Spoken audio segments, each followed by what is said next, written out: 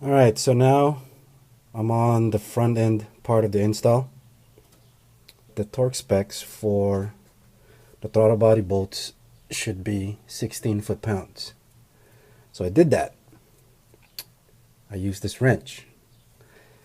It's capable of 16 foot-pounds. It can go even lower than that. I stripped the hole. So luckily I still have another right next to it.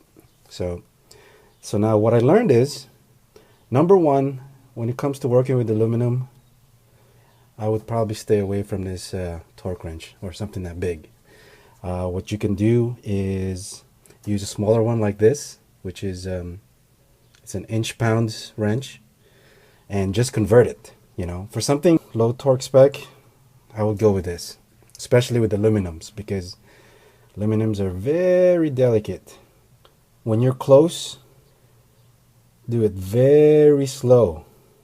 Turn it very slow and try to find that click, because if you're going too fast, you're going to easily miss it, and that's when you strip shit. So what I did was I converted foot-pounds to inch-pounds by just multiplying it by 12. I still think that 16 foot-pounds is a little too tight, so I went with 15 multiplied by 12, so that equals to 180 inch-pounds. So use that. Everything seems fine. I didn't miss my click. Nothing gets stripped. So hopefully that's not going to cause any leak. Hope not. So next up is setting up my throttle cable. I just got to make sure that the throttle opens all the way when the gas pedal is on the ground, because I have a 204R transmission and the throttle valve cable is dependent on this. It has to have a certain pull at wide open throttle, and it has to meet that pull at a certain angle. Otherwise, you will burn your transmission. I learned the hard way.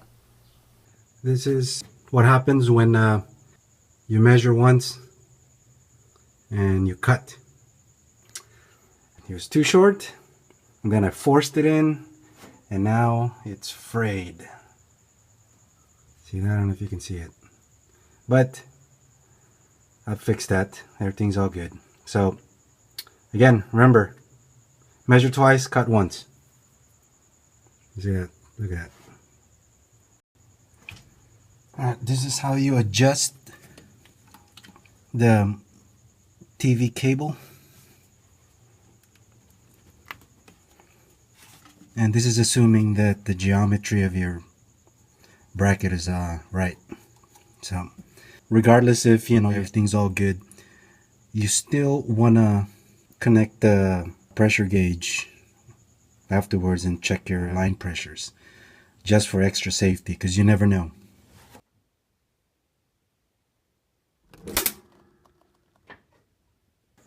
So this is my original inlet line for the mechanical fuel pump. I'm going to use it now as a return line. Fitech prefers the 3/8, but they said 5/16 is okay for a return line. But what I'm going to do though is, since the fitting from a throttle body is a 3/8 and this is 5/16, I just had like about 4.5 to 4 3/4 of the hose all the way in, and then I'm just gonna quadruple clamp it, and hopefully that's enough to stop any leaks. So I'm gonna run it here.